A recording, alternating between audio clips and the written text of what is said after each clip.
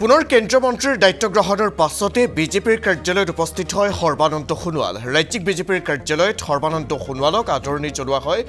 কেন্দ্ৰীয় মন্ত্ৰীগৰাকীক আদৰণি জনাই দলীয় নেতা কৰ্মীসকলে। অনুষ্ঠানত উপস্থিত থাকে ৰাজ্যিক বিজেপিৰ সভাপতি ভৱেশ কলিতা। অনুষ্ঠানৰ ৰহস্যজনকভাৱে উপস্থিত নাথাকিল কোনো এগৰাকী মন্ত্ৰী। বিধায়ক নৱ দলেৰ বাদে দেখা নগ'ল আন কোনো বিধায়ককো। সোণোৱালক আদৰিবলৈ যেন ভয় ৰাজ্যিক বিজেপিৰ একাংশ নেতাৰ। শুকুৰবাৰে বিমানবন্দৰত সোণোৱালক আদৰিবলৈ যোৱা নাছিল উল্লেখযোগ্য নেতা। কেন্দ্ৰীয় মন্ত্ৰীৰ দায়িত্বলৈ শুকুৰবাৰে প্ৰথমবাৰলৈ গুৱাহাটীত ভৰি দিছিল সৰ্বানন্দ সোণোৱালে। উল্লেখ্য যে কেন্দ্ৰীয় কেবিনেটত স্থান লাভ কৰা বিজেপি নেতা তথা মন্ত্ৰীসকল নিজ নিজ ৰাজ্যলৈ যাওঁতে দলীয় নেতাকৰ্মীয়ে বিপুল আদৰণি জনোৱাৰ দৃশ্য এইকেইদিন দেখিবলৈ পোৱা গৈছে। কিন্তু ৰহস্যজনকভাৱে সৰ্বানন্দ সোণোৱাল অসমলৈ আহোঁতে বিমানবন্দৰৰ পৰা বিজেপিৰ কাৰ্যালয়ত দেখা গ'ল তাৰ ওলোটা দৃশ্য, যাক লৈ এতিয়া ব্যাপক চৰ্চা হোৱা দেখিবলৈ পোৱা গৈছে। লোকসভা নিৰ্বাচনৰ ফলাফল অসমত উল্লেখযোগ্যভাৱে আমাৰ সকলোৰে বাবে অত্যন্ত আমি উৎসাহিত হৈছোঁ।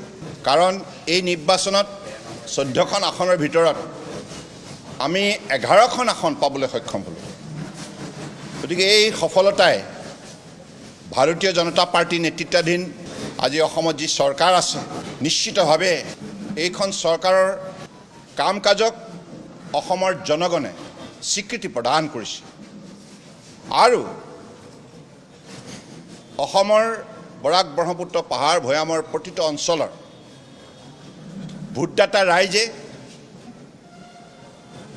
ভাৰতীয় জনতা পাৰ্টীৰ লগতে মিত্ৰ দলক যেনেধৰণে সঁহাৰি জনালে, তাৰ বাবে মই অসমৰ প্ৰতিগৰাকী ভোটদাতা ৰাইজলৈ আন্তৰিক কৃতজ্ঞতা জ্ঞাপন কৰিছোঁ আৰু মোৰ গভীৰ শ্ৰদ্ধা নিবেদন কৰিছোঁ।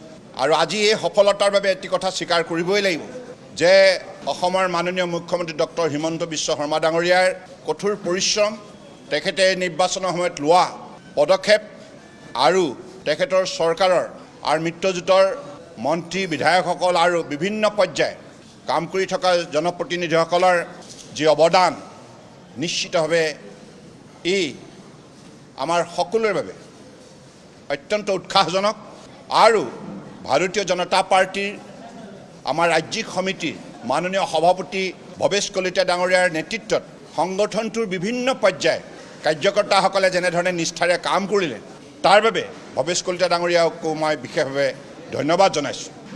আৰু আজি আমি একোগৰাকী জনপ্ৰতিনিধি হিচাপে সাংসদ হিচাপে নিৰ্বাচিত হৈ ৰাজ্যখনৰ জনতাক, সমষ্টিৰ জনতাক লগতে দেশবাসীক সেৱা কৰাৰ এটি সুযোগ লাভ কৰিছোঁ। কেন্দ্ৰীয় মন্ত্ৰীসভাত দেশৰ আদৰ্শবাদী নেতা, পৃথিৱীৰ সৰ্বাতোতকৈ লোকপ্ৰিয় নেতা আমাৰ প্ৰধানমন্ত্ৰী নৰেন্দ্ৰ মোদী ডাঙৰীয়াই আমাক সুযোগ প্ৰদান কৰিছে। অসমৰ দুগৰাকী প্ৰতিনিধিক এইবাৰ কেবিনেট মন্ত্ৰী আৰু ৰাজ্যিক মন্ত্ৰী হিচাপে ৰাজ্যখনৰ জনতাৰ লগতে দেশবাসীক সেৱা কৰিবৰ বাবে সুযোগ প্ৰদান কৰিছে, মোৰ লগতে পবিত্ৰ মাৰ্ঘেৰিটা ডাঙৰীয়াক। গতিকে ইয়াৰ বাবে মই মাননীয় প্ৰধানমন্ত্ৰী নৰেন্দ্ৰ মোদী ডাঙৰীয়াক আন্তৰিকতাৰে অসমৰ জনগণৰ হৈ কৃতজ্ঞতা জ্ঞাপন কৰিছোঁ। তেখেতে এইবাৰে নহয়, ইয়াৰ পূৰ্বতেও অসমৰ পৰা দুগৰাকী প্ৰতিনিধিক কেন্দ্ৰীয় মন্ত্ৰীসভাত অন্তৰ্ভুক্ত কৰি অসমৰ প্ৰতি থকা তেখেতৰ অগাধ ভালপোৱা আৰু উত্তৰ পূৰ্বাঞ্চলৰ পৰাও যোৱাটো কাৰ্যকালত 5গৰাকী প্ৰতিনিধিক কেন্দ্ৰীয় মন্ত্ৰীসভাত অন্তৰ্ভুক্ত কৰি উত্তৰ পূৰ্বাঞ্চলৰ প্ৰতি থকা তেখেতৰ বিশেষ আন্তৰিকতা তেখেতে ইতিমধ্যে পৰিচয় দিছে। গতিকে আমি অত্যন্ত এই কথাত সকলোৱে উৎসাহিত হৈছোঁ যে এই নিৰ্বাচনৰ পাছত আগন্তুক দিনত ৰাজ্যখনত উপ নিৰ্বাচনৰ লগতে পঞ্চায়ত নিৰ্বাচন আৰু 2026 চনৰ যি বিধানসভা নিৰ্বাচন অনুষ্ঠিত হ'ব, এই তিনিটা নিৰ্বাচনতেই আমি নিশ্চিতভাৱে জনসাধাৰণৰ মৰম চেনেহ আৰু আন্তৰিকতা পাবলৈ সক্ষম হ'ম। কাৰণ এইবাৰ নিৰ্বাচনত আমি সকলোৱে দেখিছোঁ যে বিৰোধীয়ে বহু ধৰণৰ অপপ্ৰচাৰ চলোৱাৰ পাছতো মানুহৰ মাজত আমি বিভিন্ন ধৰণে যিমানবিলাক বিভ্ৰান্তি সৃষ্টি কৰিবলৈ তেখেতসকলে অপচেষ্টা চলাইছিল, তৎসত্ত্বেও আজি প্ৰায় 94খন বিধানসভা সমষ্টিৰ আসনত আমি প্ৰথম স্থান দখল কৰিবলৈ সক্ষম হৈছোঁ।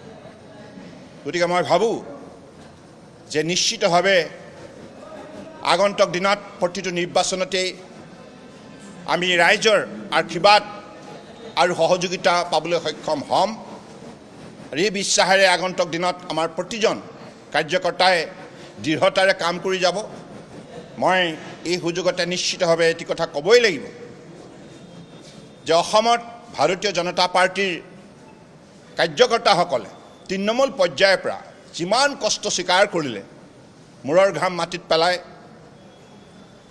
তেখেতসকলকো মই বিশেষভাৱে আন্তৰিক কৃতজ্ঞতা আৰু ধন্যবাদ জনাইছোঁ। বুথ কমিটি, পৃষ্ঠা প্ৰমুখ, শক্তি কেন্দ্ৰ বিস্তাৰক আৰু মণ্ডল, জিলা, ৰাজ্যিক সমিতিৰ মৰ্চাৰ আৰু বিভিন্ন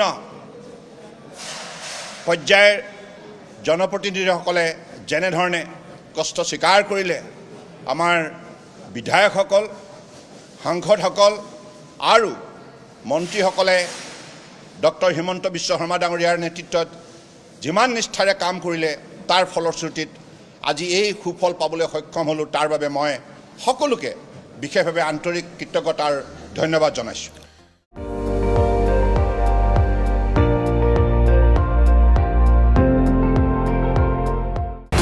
আপুনি চাই আছে ND24, সৰ্বশ্ৰেষ্ঠ নহয়, সৰ্বোত্তমৰ দৌৰ।